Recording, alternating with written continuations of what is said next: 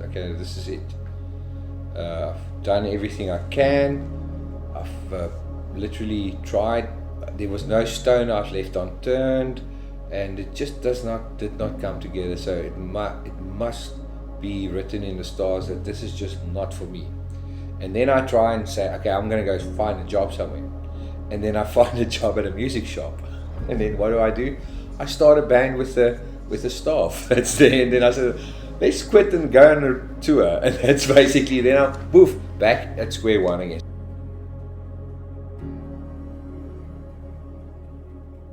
The music kind of found me. I loved music. I've always loved listening to music. That was my passion from I can remember, listening to songs and memorizing lyrics.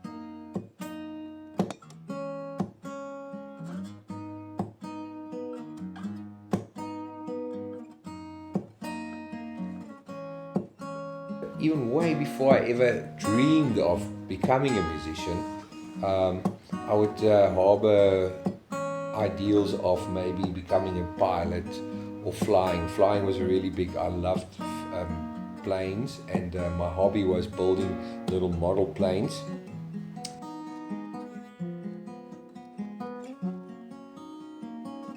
I was quite good at sports, but I was handicapped in the sense that I had really bad asthma. So my asthma was it literally kept me in hospital for many nights, and I had asthma to the point where I literally flatlined twice. I had two major asthma attacks when I was 12. Really so bad that I was unconscious, and my heart stopped, and the doctors actually did a bit of a brain test on me afterwards because I was without oxygen for a couple of minutes. And I still think that maybe a little piece of my brain did actually get a little bit of a knock, because after that school became really hard. No, I'm joking. But so that was all consuming a little bit. This was my asthma. But then I found music, and I found music in the sense of in the way that I wanted to play piano. That was my first thing that I wanted to play. But my parents said, there's no way we're buying a piano. There's your dad's guitar. Start playing that. And I said, okay, well, I'll do that. So I went from Elton John to Metallica in like a week. So because I was more focused on guitar now, so I loved Metallica because it was like really nice guitar-driven music.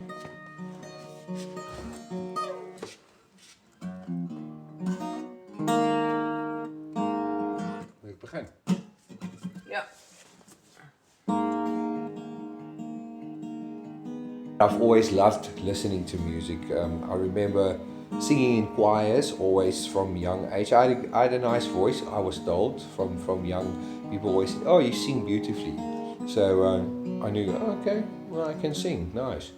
But I've never dreamed of that I'll be able to write my own songs. And the catalyst for that, I think, was when I was at school. I had a teacher that we were supposed to write a poem. And for the life of me, I couldn't write a poem that day. I could not think of anything that rhymes with anything. And she said to me, you know what, Etienne? Some people can and some people can't. Maybe you're just one of those. And I will always remember those words. And I think that was what drove me to become a songwriter. I thought, I'll show you I can write songs even.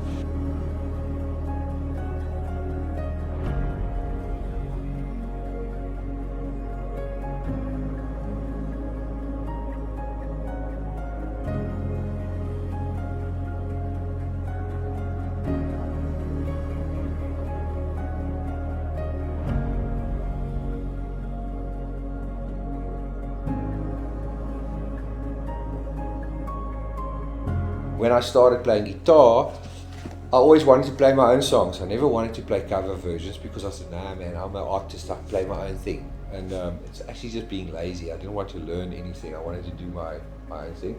So that forced me into writing songs from a young age, in the sense of, instead of learning songs that's difficult chords, I just say, I only know these chords, I'm going to make a song with this. And the concept of coming up with something so unique that no one else had thought of it was really so bizarre to me. I thought, what? you can make something your way. You don't have to do it any other way. That was the coolest idea of making music. There's no rules, man. You can do whatever you want.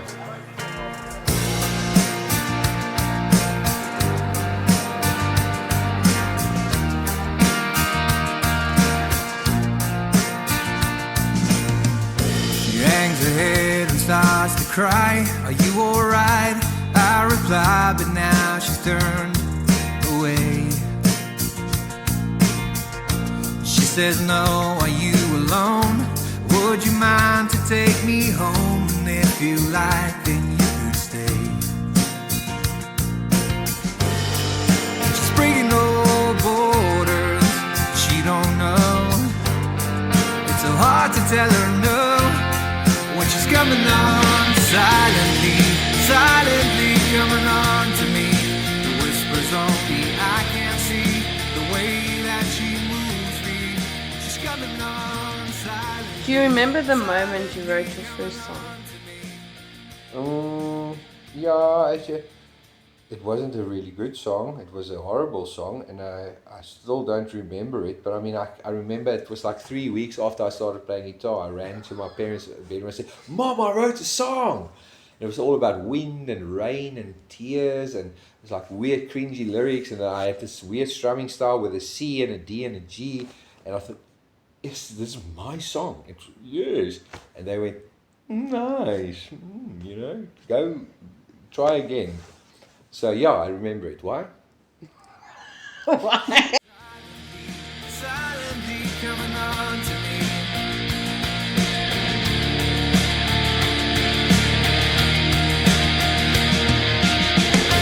Now the picture slowly fades as she's slipping away.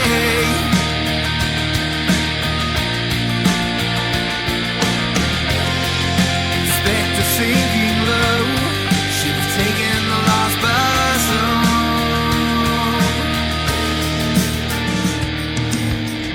She hangs her head and starts to cry. Are you alright? I reply, but now she's turned away. Hier is die good stuff. Hier is die good stuff. Dit is die original songs wat ek geskryf het vir my albums. Kyk hoe het ek geskryf. Die songs wat ek nou nog eers klaar gemaak het op hier. En dit is hoe dit lyk. Dan trek jy dit dood en dan skryf jy ander lyrics. Dat is hierdie. If you give een random love story. Hierso kan jy sien chorus. The sun rose yesterday with a blinding light that took my breath away. I just... cheesy lyrics. Dus ek het nooit gemaak het in 'n song nie. Hier is alles lyrics. Dit is alles songs. Half-baked songs, jy weet.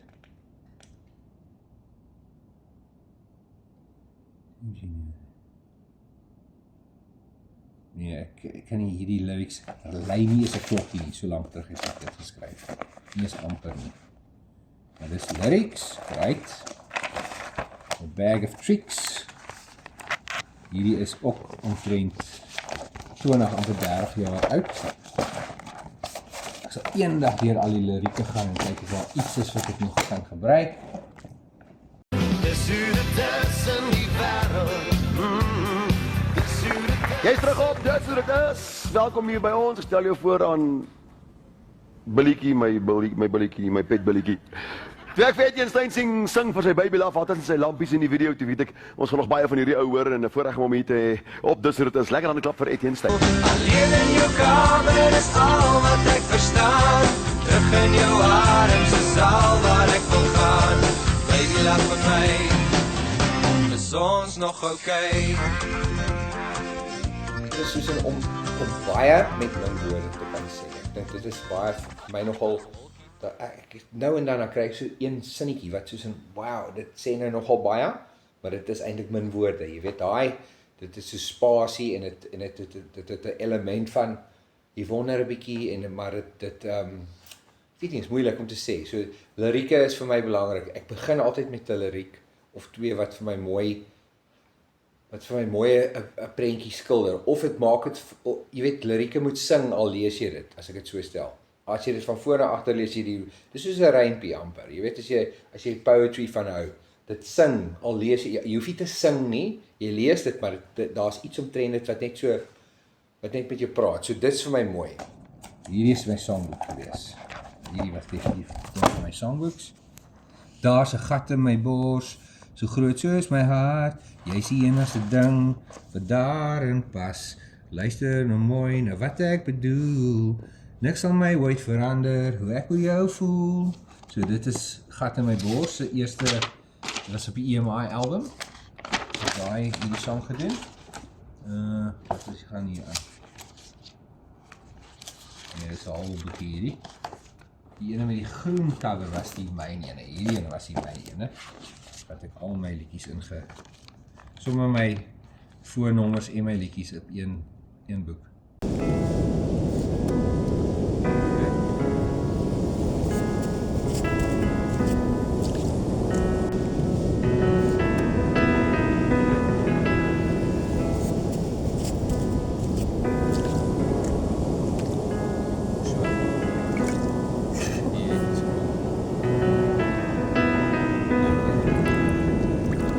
Bekkie, was jy lief vir my, is al wat ek moet weet. En Bekkie, ag jy weet mos ek, sal ons nog nooit vergeet. My hart is weer so seer vanaand, want ek dink weer terug aan jou. Die nagte wat jy langs my was, en dis genoeg vir nou. Maar ek staan alweer alleen vanaand, en ek roep vergeefs na jou. Hier's Bekkie. Bekkie was my eerste ballad. Bekkie, was jy lief vir my, dis al wat ek moet weet. Bekkie, ag jy weet mos ek, sal ons nog nooit vergeet. My hart is weer so seer vanaand, want ek dink weer terug aan jou, en die nagte en die aande wat jy langs my was, en dis genoeg vir nou. So daar het ek nog aande, nagte, front, weet nie. Bekkie? Waaroor gaan Bekkie? Oor 'n meisie, ek het haar Bekkie genoem. Dit is my eerste liefde. Dit het my hart gebreek. Almal wil weet, wie's Bekkie? Nie regtig nie. Is dit 'n geheim? Dis nie geheim nie. Ja, ek bedoel, dit is 'n meisie, 'n ex-meisie van my. Was dit jou eerste meisie? Die een wat op die foto's is? Wat se foto's? Wat jy vir ons gewys het? Wat jy gesê het? Elnet. Miskien? Nee. Nee, dit was, ek kan nie sê. Happy days are here again. Oh, ek hoor nog steeds sy stem. En ek dink weer terug aan oupa. Vleisbraai op Sondag. As die mense om my stil raak, die dagbreek geen verskil maak, dwaal my hart weer terug na Sondag. Van vleisbraai lag en ou draag, aan die voet van ou Teniqua, Opa Potty, ja, nog steeds daar. En ek zweer ek hoor hom sing, happy days are here again. Dit was Happy Days se begin. Dis die eerste stukkies wat ek begin skryf het aan Happy Days. En soos jy kan sien, daar het ek doodgetrek en sê nee, ek het daai lyrics in. Die enigste wat oorgebly is, wanneer die mense om my stil raak en die dagbreek geen verskil maak. Okay, dis die eerste stukkie, sien ek, jy gaan nie werk nie. Gaan ek oor. Skryf ek weer. Wanneer die mense om my stil raak en die dagbreek geen verskil maak, dwaal my hart weer terug na Sondag, van vleisbraai lag en nou dra, aan die voet van Teniqua, Opa Potty en Toffie. My en ja, dit is die oorspronklike lirieke. Toffie was ons hond gewees, so breinhond, so familiehond gewees, en Toffie is ook dood, omtrent dieselfde tyd toe Opa Potty dood is. En so in die oorspronklike Happy Days, wat ek begin skryf het, is aan die voet van Teniqua, Opa Potty en Toffie steeds daar. En toe moes ek dit verander, want dit sing nie so lekker, dus ek maar allemaal Toffie, die twee nie gemaakt in die final tyd. Maar nog steeds sy stem, en ek dink weer terug aan oupa, en vleisbraai op Sondag. Happy days are here again, oh ek hoor nog steeds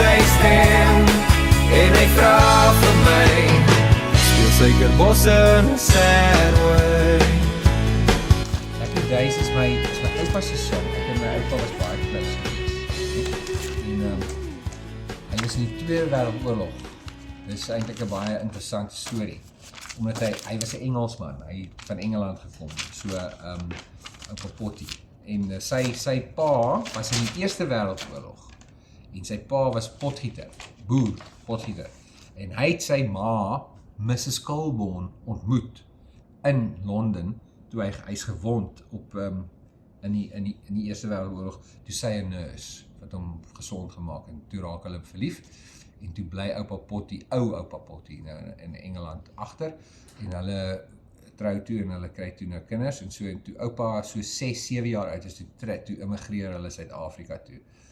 En toe die Tweede Wêreldoorlog is, toe word hy opgeroep as 'n British citizen om te gaan beklei in die Tweede Wêreldoorlog.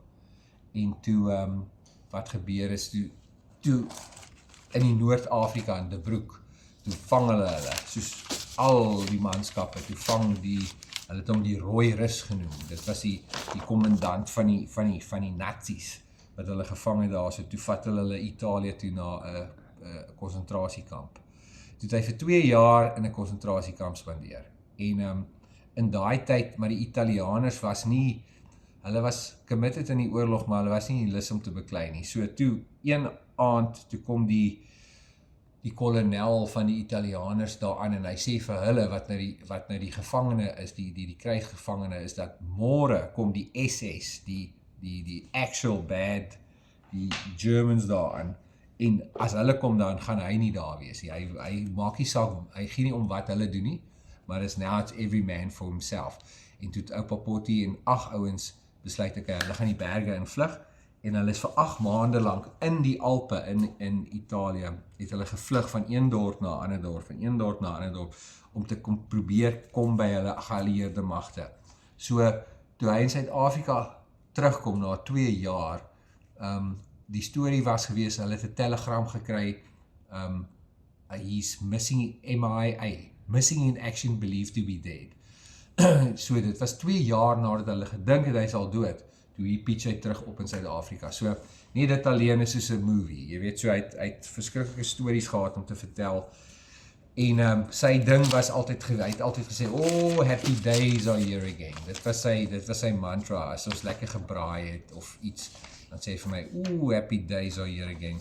En dan, as hy wou snaaks wees, dan het hy vir my gesê, sing vir my Suikerbos in a sad way.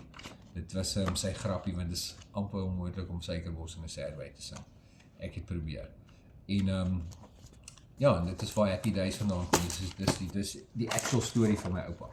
Maar die oude naam het geroep en oupa moes ons groet, maar die herinnering sal bly altyd naby my, so in 'n somersondagson dink ek steeds aan hom, en dan knip ek 'n traan en sing happy days are here again.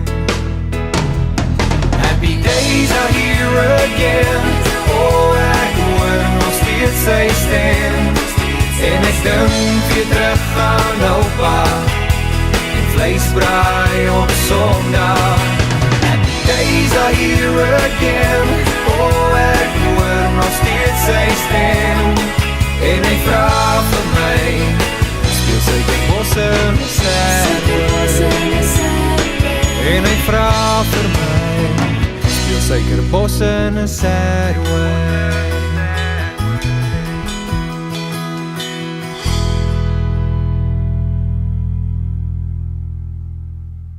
Wat is hierdie foto's? Dit was ons eerste band, Goosegap. Hier is in die recording studio, dit was net na skool. Hier. Hoe like julle dit, hè? Dis ons eerste recording session. Hierdie was ons eerste performance in die stadsaal. Toe speel ons nog Fleetwood Mac.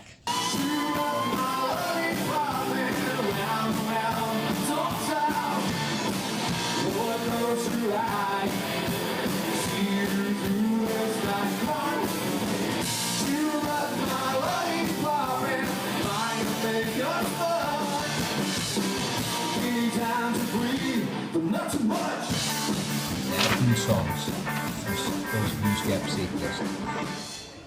Baie lekker. Nee, baie cool vir my. Onthou dit goed. Hier is 'n revue foto. En ek sit daarso. Daar's ek. Skoolrevue. Hier sit ek in die skoolrevue gitaar gespeel. Dit was soos my debut. En hierdie was my eerste band, Papi, Denizen. Dit was op skool, het ons dit gedoen. Denizen, yeah. Ons was 'n heavy metal band. Hier is ons fotoshoot van ons band. Teen ons muur. Met 'n mik en druk kamera. Ons het foto's nodig gehad vir ons profile, toe neem ons sulke foto's. Great. Ja, dis is die oorspronklik is. Ja, goeie memories, man, goeie memories.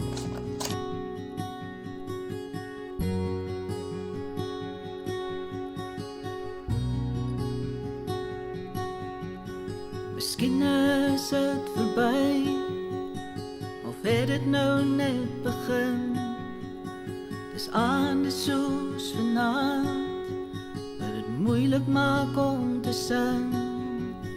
Ek weet dat dit nie die eerste of die laaste keer sal wees, maar soms lyk alles bietjie moeiliker, so donker en vergeet. Dit was my eerste groot break as 'n songwriter gewees.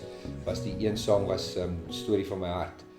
En ek het op die bed gesit by my by die Kamine waar ek gebly het in Prospekstraat 1309. Dit was ons Kamine. Was 'n groot huis in by die Tuks campus naby die sportvelde. So klipgooi van die Hatfield Square af daai tyd. En daar was soos 9 studente in die Kamine. En ek het daai tyd was ek baie gefokus op Engelse songs.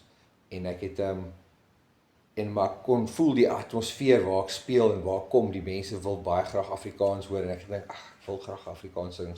En ek so 'n bietjie op die bed gesit en ek so sang geskryf, 'n storie van my hart, maar die weergawe was heeltemal anders as wat ek dit toe nou op my album gedoen het.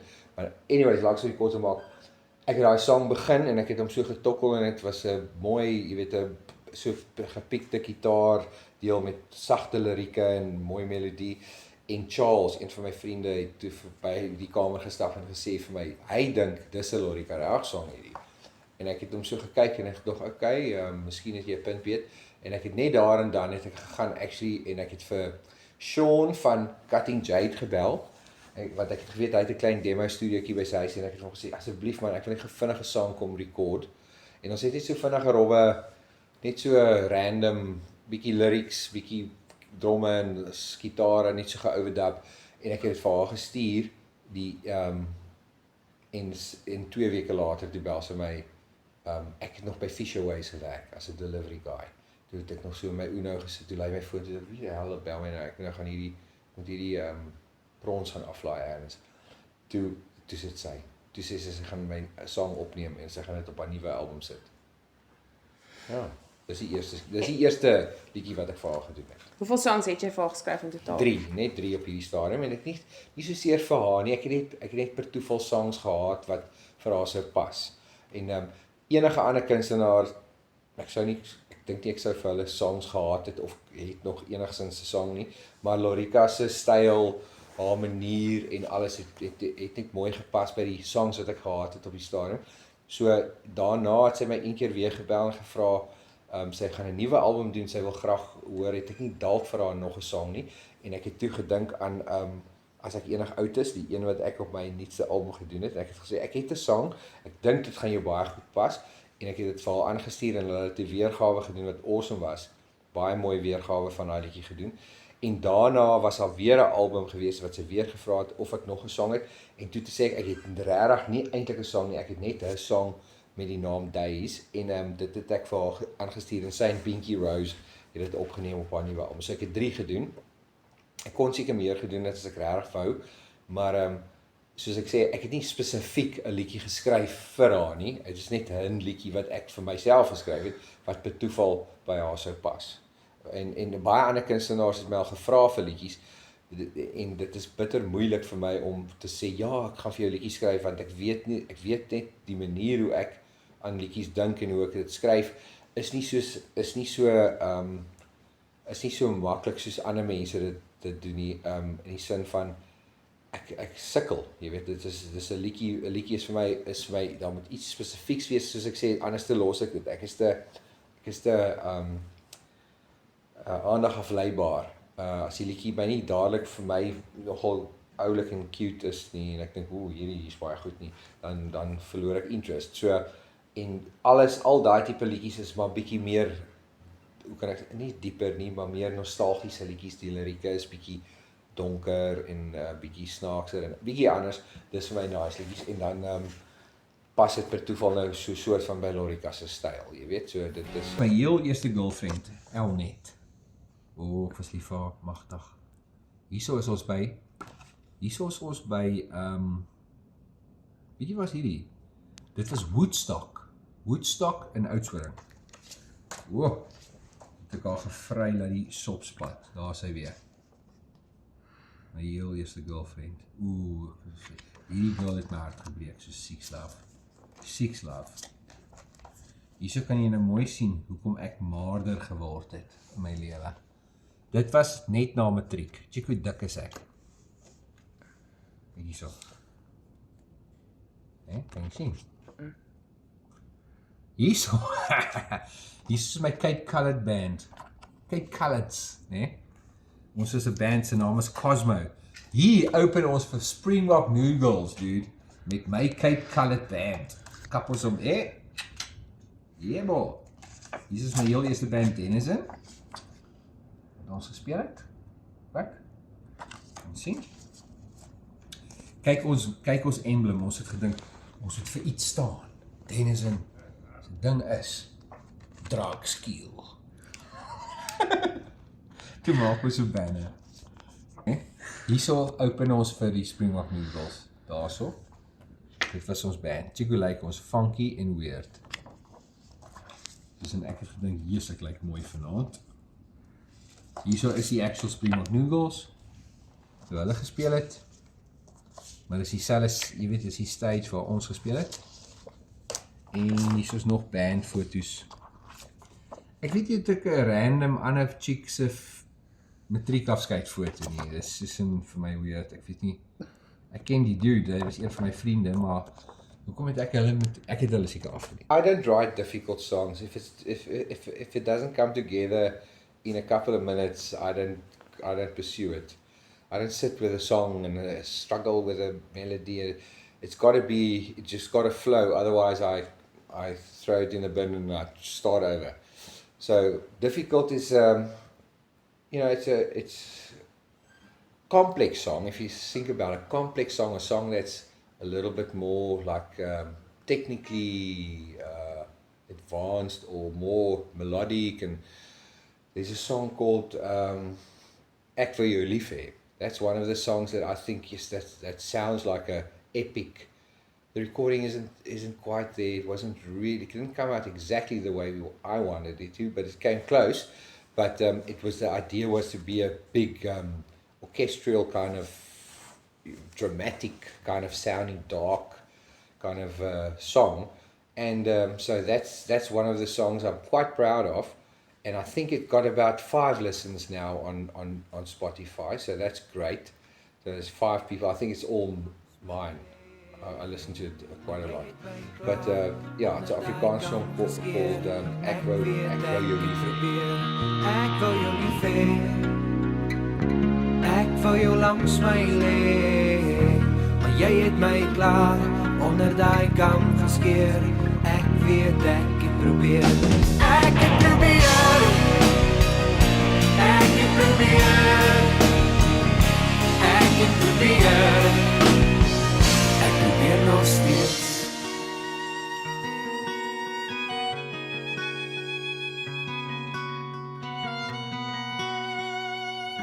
Ek probeer nog steeds.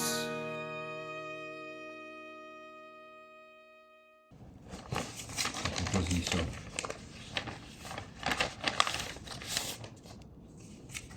Hierdie is my heel eerste platenkontrak van die David Gresham Record Company, Dis 'n producers contract. Hierdie, ek het Cutting Jade, onthou jy, ek weet nie of julle Cutting Jade kan onthou nie. Cutting Jade Between Two Lives. 10 Seconds from a Nervous Breakdown, 10 Seconds from... Ek het daai album produce. Dit was 'n nommer 1 hit single in Suid-Afrika. En hier is my kontrak wat ek moes teken as 'n producer vir die David Gresham Record Company. En dit was in... of julle sê... Februarie 2002. Toe werk ek as 'n producer by David Gresham Record Company in Johannesburg. Crazy. Ek was seker 22, 23 toe. I'm sorry if I lied to you. I'm sorry if I let you down. I know I've been a disappointment to you, and I'd understand if you didn't want me around.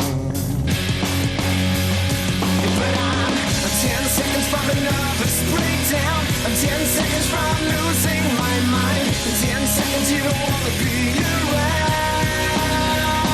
But I'm 10 seconds from a nervous breakdown. I'm 10 seconds from losing my mind. 10 seconds you don't want to be around. I don't expect people to understand what it is that makes you come back for more and more and more, because people would look from the outside and say, you know, it's a glamorous, it's not. Glamorous musicians are only the top 1 or 2% of the whole world has a glamorous music life of any side. The rest is all hard-working, very tough, very hard-working individuals that just does not want to give up on their dream. And I take my hat off to each and every one of them, because I know how bloody hard it is to keep going against the odds. And there's not just one, there's hundreds of us around that every day they get up and they still live their dream to the best of their abilities. Dit is my e-mails heen en weer na EMI toe ek die moeise fight met hulle gehad het. Crazy. Irving and myself at a meeting with Etienne and his dad on Friday the 12th of May. According to me, the most important that came out in the meeting was the following. The album had to be fixed and signed off. To argue with whose fault the mistake was is irrelevant. In the meeting, I think we made a commitment clear. We agreed that we will meet to set up a marketing plan with which both EMI and Etienne would be satisfied. Hier het ons gefight, soos crazy. Hierdie was music profile Louis van Wyk. Whilst I'm still sorting out my mind what I will be doing with my career ahead, I still have the mandate from Etienne Steyn to look after his interests, especially his relationship with EMI. I might well be that I do come to a final conclusion to withdraw from the industry in total, and then Etienne will source new management. Dus toe Louis van Wyk uitgevang is met daai ander shit van hom.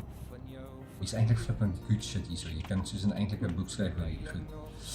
One of the options open to Etienne considering purchasing his own masters at a cost of 90,000 Rand in order for us to terminate his agreement with our company. It's really a decision of Gerard, and we will wait for his reply.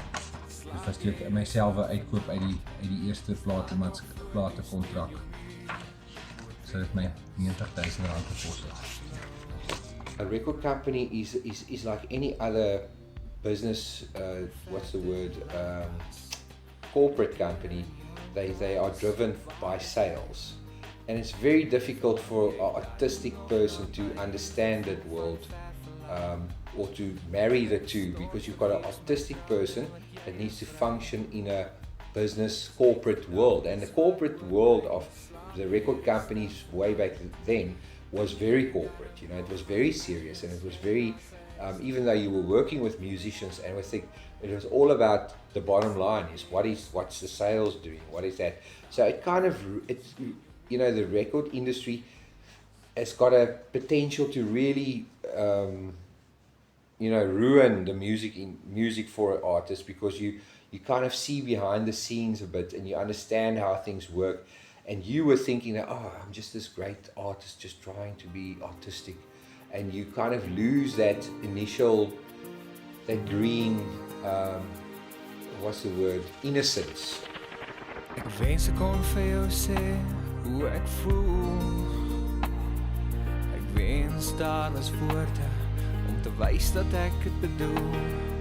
Hoe kon ek so gou van jou vergeet, terwyl ek nog so baie this magical music enterprise company that's going to come and they're going to help you achieve your dreams, you know, and that whole illusion was just, you know, it's an illusion.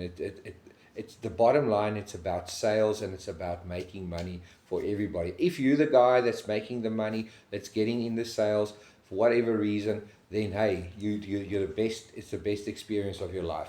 But if something goes wrong, and if there's a, you know, if there's a blame game of it was your fault, it was my fault, then it becomes a really toxic, very, very unpleasant environment to be in. Hier is my letter wat ek gedraaf het om vir hulle te wys, jy weet wat my ma vir my moes tik. Hier is dit vir hulle uitgekak. En hier is as irrelevant goed. Huh? As jy kan sê ja, hierdie, wat se tyd? Hierdie was 2007. Dit was die final doodsteke in my en die EMI se career toe ek nou net daar voor ek al weg is. It's a very nice thing to have. It's a pleasant experience if things go well. But if things go wrong, it's a really horrible back and forth and just lawyers and contracts and it's a horrible experience for artists to go through. And then a lot of the times the artists don't recover from that. I think I can only speak from my experience, but I'm pretty sure there's a lot of great musicians out there that we've never heard of that went through similar experiences than I have. But the problem was the blow was too big for their ego or for them as person, and they never got back on the horse after that. You know, they decided that was the end of their line and they're going to pursue some other career now, which is, it's sad. I mean, and it obviously did happen almost with me, but it also definitely happened with a lot of other people.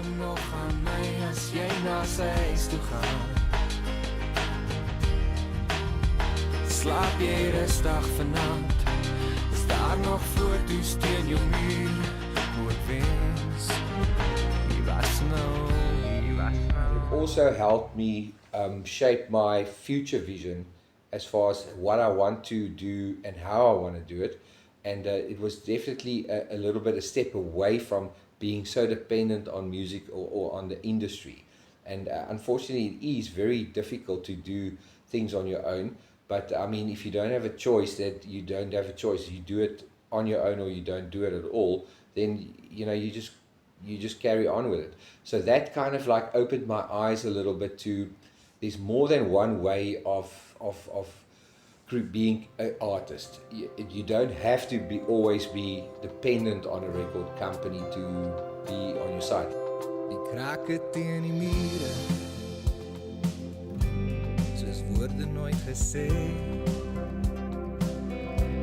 Being an artist is something that you have to nurture. You have to be in an environment conducive to growing the artistic element of your personality, first of all, because it's a fragile thing. It's like a flower of sort that needs special treatment, otherwise it dies. And an artist that dies, if you know that song where the day the music died, there's a lot of artists that don't give up. I mean, the music just dies a little bit in their soul, and then you're just an empty vessel walking, because you are born to be something in those lives. And that's what I said to myself. I will try, and I will be an artist until I die. You know, whenever that is, and how, in what shape or form that is, and in what capacity it is, whether it's successful or not successful, whether I play for myself or I play here on the corner, or, you know, it doesn't really matter. That's just who I am. Vir elke wind wat waai, nader aan die waarheid, as er iemand ooit sou ry, maar hoe dikwels is dit nie, soos woorde nooit gesê, wat herinner aan die ure, en dit wat nog voor lê. Alright, vrienden, welkom guys. Mijn naam is Steve Hofberg, dus een beetje veel zin vandaag. Ja, so net 'n bietjie musiekie maak so in die agtergrond sit julle rustig.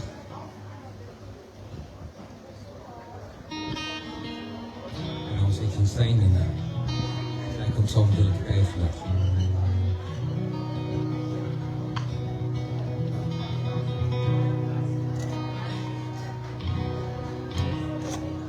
Woke up Sunday morning with no way to hold my head. It didn't hurt. The beer I had for breakfast wasn't bad, so I had one more for dessert.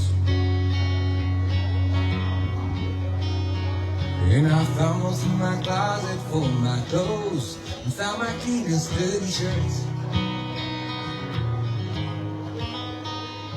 And I combed my hair and shaved my face and stumbled down the stairs to meet the day.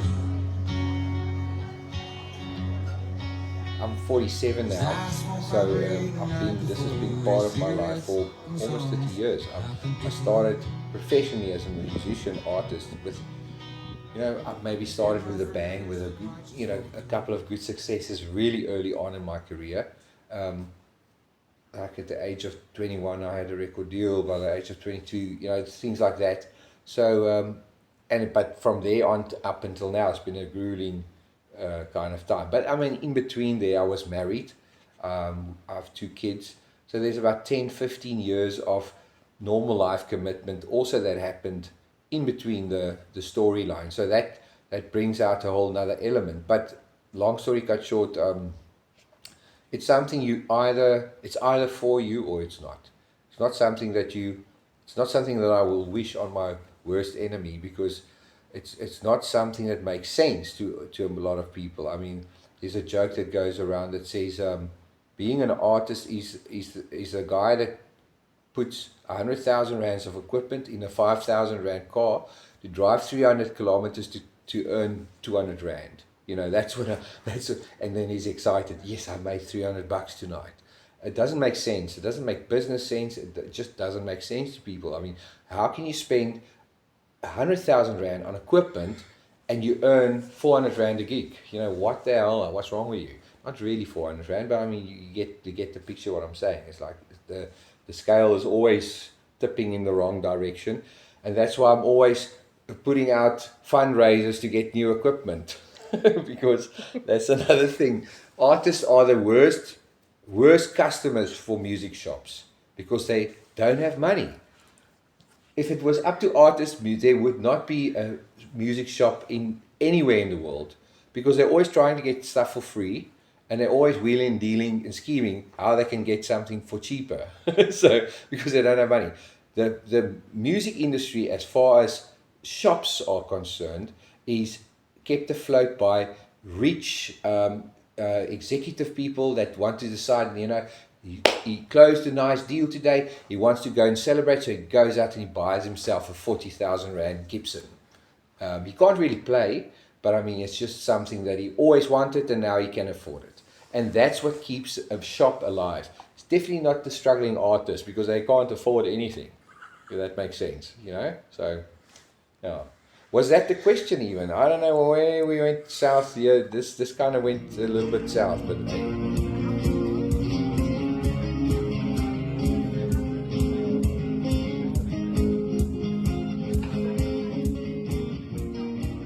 The industry has changed so much that the process of recording songs and producing songs obviously changed a hell of a lot. The sound changed. Just what the people are used to hearing and what they want to hear is completely different to what it was. But the process is more or less the same. It's just the workflow, so to speak. I think it's better now, I must say. I think it's a lot more convenient for musicians to, everything, you have everything at your fingertips. Way back when we did our recordings with B-Shop Studios, we did it on tape. Now you don't understand what that means. It means that you have 16 tracks and that everything needs to be tracked live in one go, and if you make a mistake you have to do it again. So, and you can drop in every now and then, but I mean, with today's computer programs and everything, you can literally record every little section you know, and redo it as many times as you like. So you had to be a much better musician, I think, back then, because you had to really be able to play your instrument or play the song through at least, or be close to the, you know, perfect take every time you play it. So yeah, that has changed quite a bit, but it's definitely not harder now, it's easier now.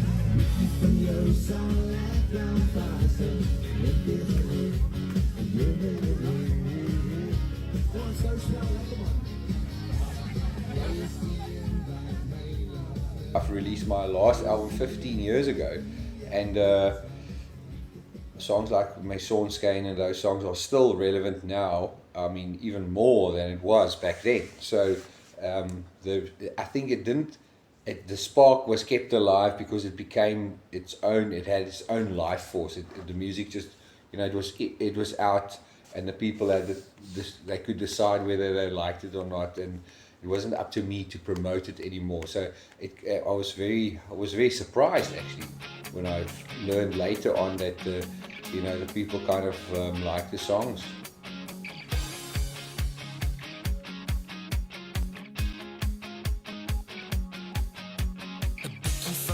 Bly altyd by jou.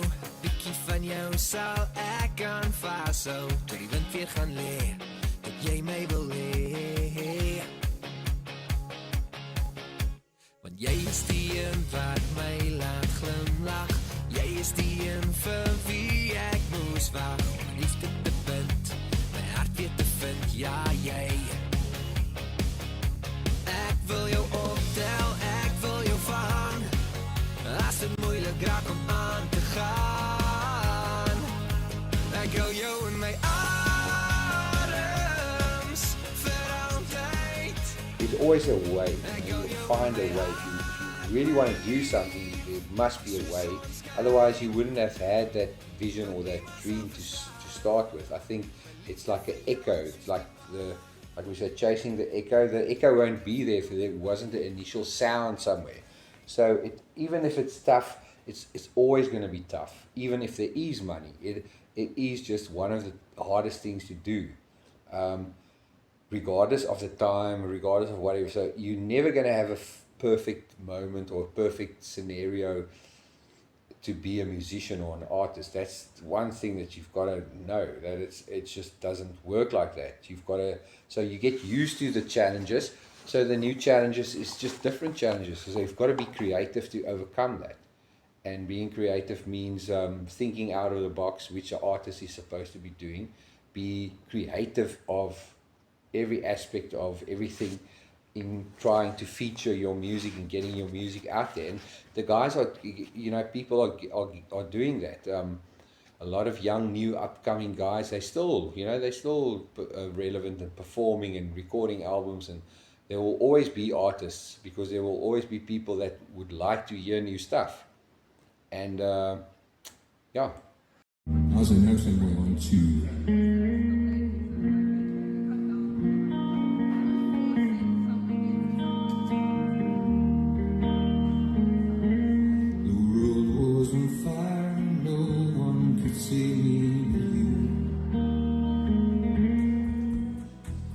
How hard is it to make a record independently? It's making it, physically recording it.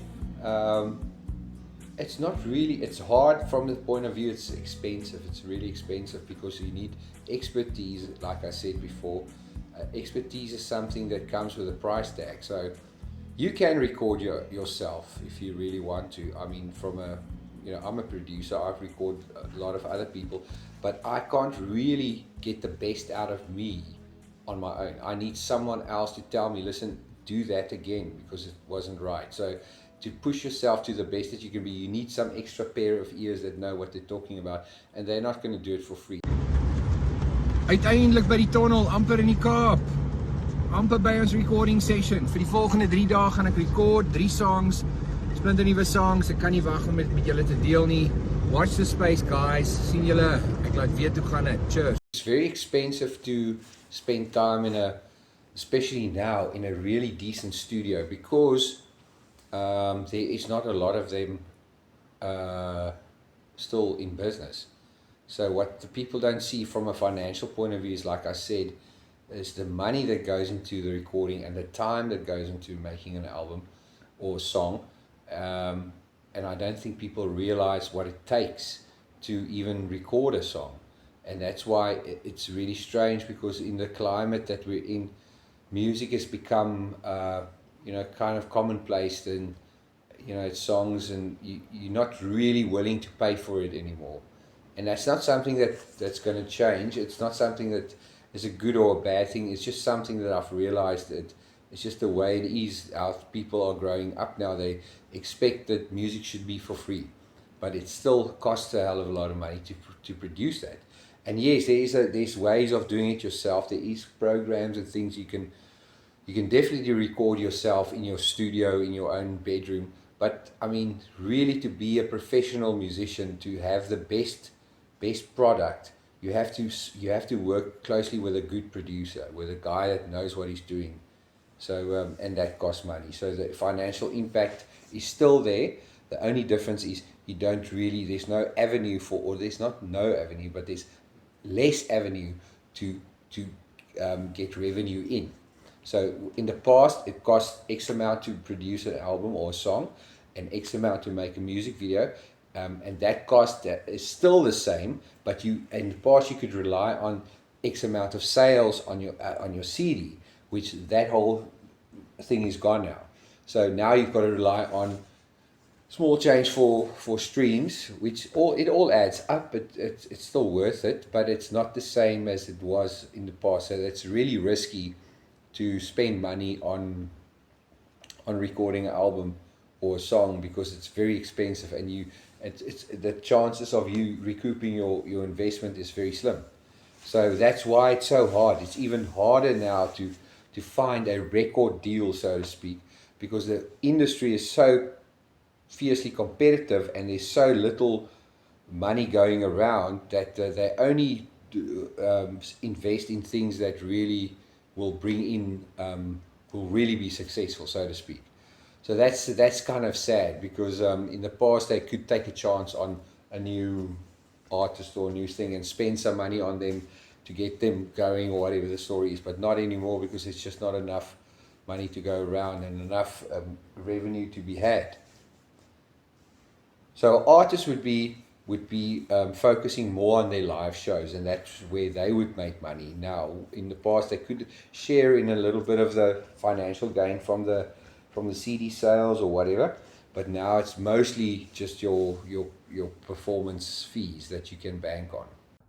Hy moet dit nou eers wag vir ons. Laat ons eers gou hierso. Yes, boys, ons het dit gemaak. Ons is hier by die legend homself. Nee, Werner Bleekers. Hallo. As jy net so klein voorsmaakie gee so lank, net vinnig, net so klein ietsiekie. 'n Ietsiekie. As die mense om my stil raak, dag breek geen verskil maak, dwaal my hart weer terug na sondag, van vleesbraai lag en ou draag, aan die voet van ou die kwaad, van pot die jaar nog steeds daar, en ek zweer het oor ons sin, and today, are you again?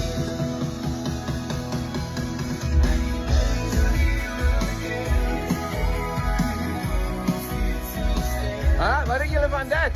Ja!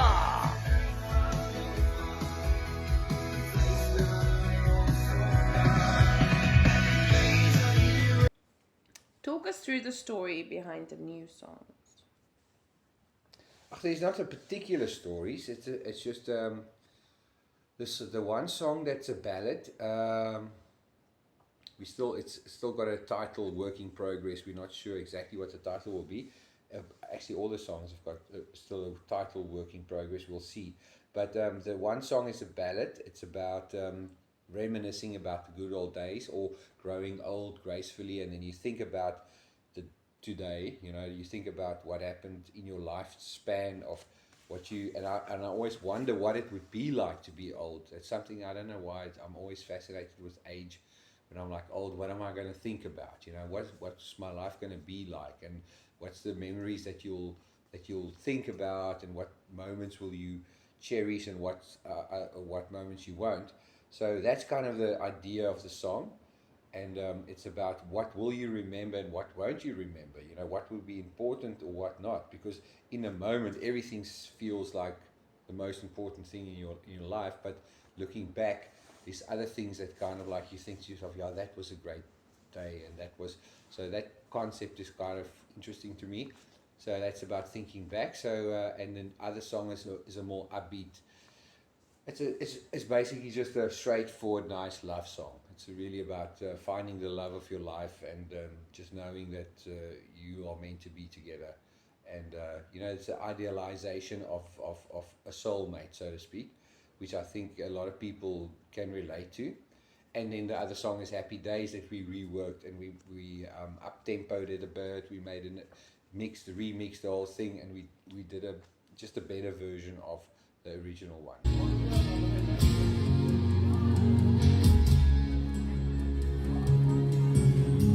Million stars shines from your eyes, love so strong and true. You love me, and I can face the sunset again, and I can feel your heartbeat. Has this journey changed you? Which journey? The music journey. Yeah, it has changed me, and it's changed me in a sense of being a bit more cynical. I think the experiences of having, especially in the music industry, where everything is quite brutal and quite personal. I mean, for me, there's nothing more personal than my music. So if anybody doesn't like it, it's difficult to deal with. But I mean, you can't please everybody. I mean, that's impossible. So it's changed the way I look at music, and it's changed the way I look at life in general. So that's, but not necessarily for in a bad way, if it answers your question.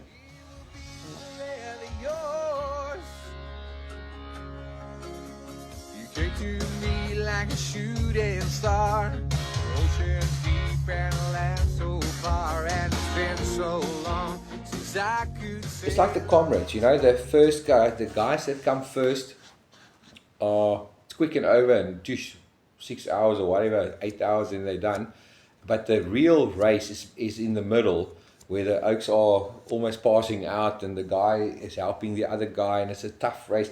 And that's the one, that's what you kind of sign up for when you're a musician, is the long haul. There's no quick fix. There's a lot of things, and I've had big successes in my life. As far as on paper, I've produced a few number one hit singles on 5FM. I mean, way back when I worked with Prime Circle, I've worked with Cutting Jade, I've written songs for Lorica Rauch, I've released an album or two that's been nominated for a SAMA award. I've been on TV. I've been around in the music industry, and every single success, I think, this is it, man. This is it, and it just isn't. So it turns out that it's not just one single isolated incident that makes or breaks an artist. It's a collaboration of a lot of things that defines you and creates you to be the artist that you should be, and that is you it's impossible for you to imagine and think what it can be. I mean, there's hundreds of kids out there trying to make it now, and I speak to a couple of young upcoming musicians. They've got stars in their eyes, and they want to know if they have this clever marketing trick, will it work? And I always say to them, it's not just one thing. It's not just a thing that's going to make or break. It's first and foremost, it's your talent that you've got to develop. You have to be a competent musician or a competent singer or you have to be really good at what you do. That's the first priority. The rest is secondary. So if you're really good, somewhere, somehow you will feature in some capacity. I believe that every dog gets his day. So if you stick to your guns and you stick to your craft and you work on that, forget about the noise, forget about everything, because there is clever things around these guys. Now you have to be on TikTok, you've got to be on TikTok, and you have to have a big following, and yeah, that's true and everything, but if your music is crap, no one's going to bother anyway. So first focus on that, and that's, I kept sidetracked that I can't remember what the question was.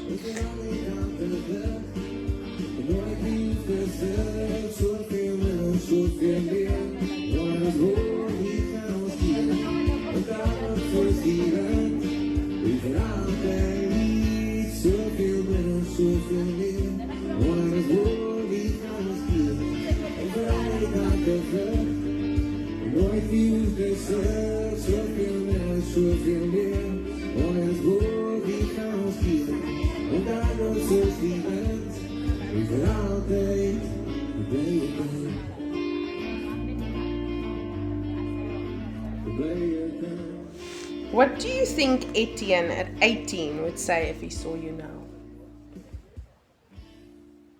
He wouldn't be very kind to me. He would say, you have to be double good for both of us, Dewey. What's wrong with you? Ja, ek was baie bitter ambisieus toe ek jong was. En ek was baie ongeduldig. En ek moes al teen 25 of 14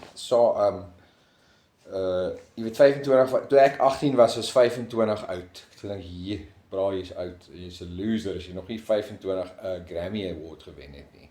Jy weet, so ek sou nie baie impressed met myself gewees het nie. Maar ek was nie baie nice toe ek 18 jaar oud was, dit baie gesê. Het was nie baie fun om rond te wees nie. Ek het bitter baie soos ek sê, ambisie gehad in die musiekbedryf, maar ook oor die algemeen het niks vir my saak gemaak, behalwe hierdie vision en hierdie ding wat ek graag wil doen nie. En ek het dit gejaag met alles wat ek gehad het. En so ek dink, as jy op 18 vir my gesê het, luister, jy gaan eendag 47 wees, dan gaan jy op 'n bank sit, en dan gaan jy nou praat oor jou loopbaan tot dusver, en alhoewel dit baie interessant gaan wees, en jy gaan baie albums al gerelease het, jy het baie dinge al gedoen het in die musiekbedryf, gaan jy nie 'n moer baie geld hê nie, dan sal ek vir jou gesê, los my uit, ek wil nie meer jou vriende wees nie, verstaan jy? Want ek sal jou nie glo nie.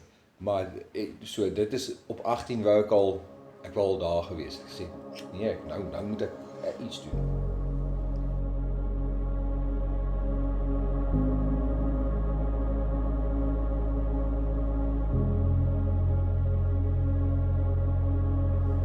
If you could only let people hear one of your songs to understand who you are, which one would it be and why?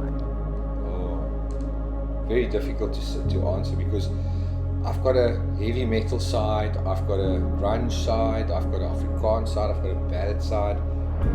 Even for me, it's very difficult to say exactly what kind of artist. I just enjoy creating new music.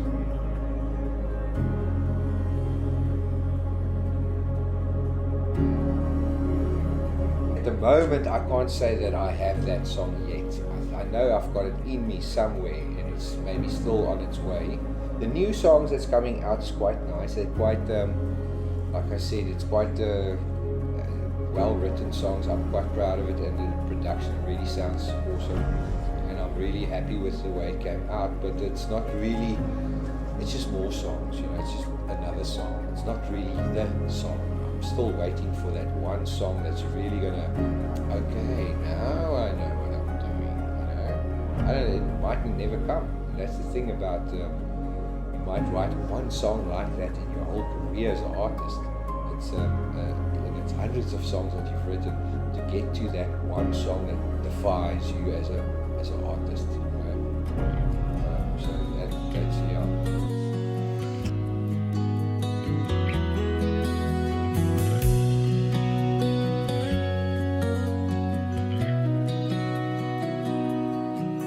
I I've been counting up the cost of what I've gained and what I've lost through the years of playing these games. Still it pains me to think what will be left in the end. Will the memories still remain? 'Cause there were these moments, yes, that's right, where we had a grip on life. And there were the days of endless summers and the nights. And there were those dreams we almost had, and the one that turned out bad. What a day we had, the days before yesterday.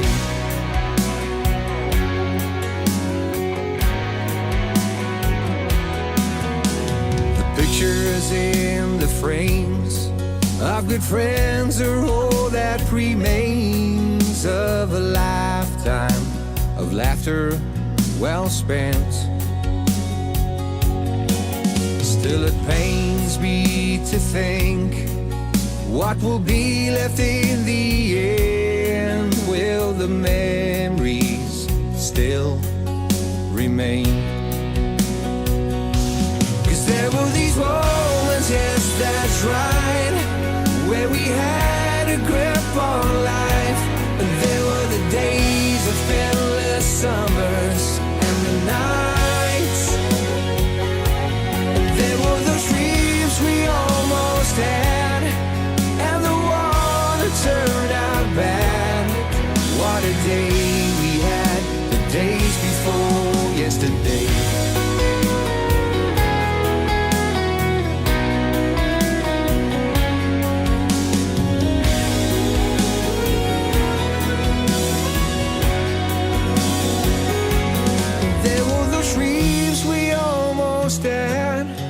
And the one that turned out bad. What a day we had, the days before yesterday. Ooh, what a day we had, the days before yesterday.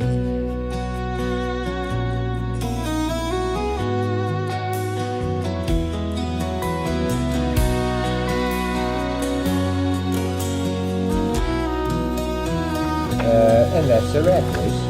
Kijk, daar is nog baie wat ek julle kan wys, maar nie vanaand.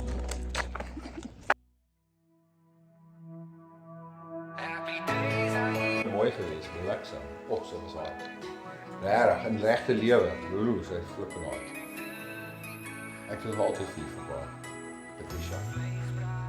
Sy is al jare. Sy is eintlik vir my bedoel. Ons gaan nog by mekaar. Ons sal nog by mekaar. Patricia, jy sien. Ek dink sy is baie gelukkig met wie sy is. Ek dink jy kan beter doen. Ek sit neer jou gitaar. En ek sweer ek hoor ons sing. Happy days are here again. To do it because it makes sense. And what are you doing now? Why are you in my shot here? Because it's really unprofessional. Really, it really makes me so angry. But anyway, sorry people, let me start again. Where was I?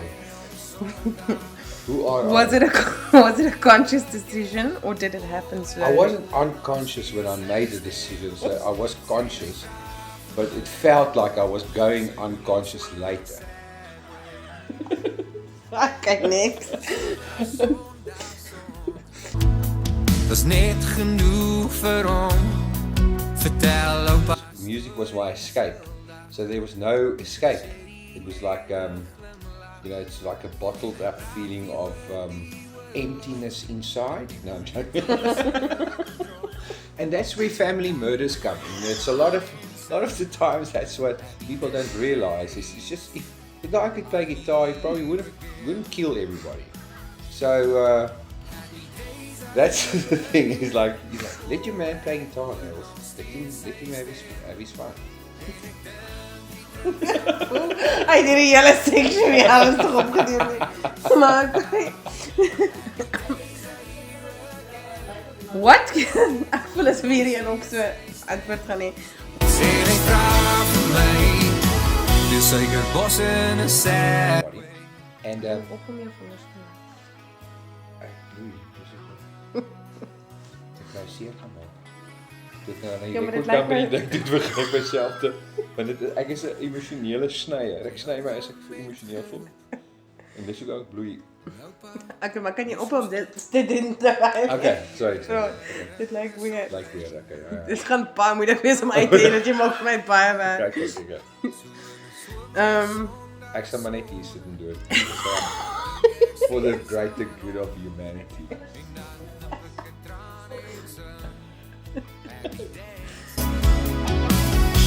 Here again.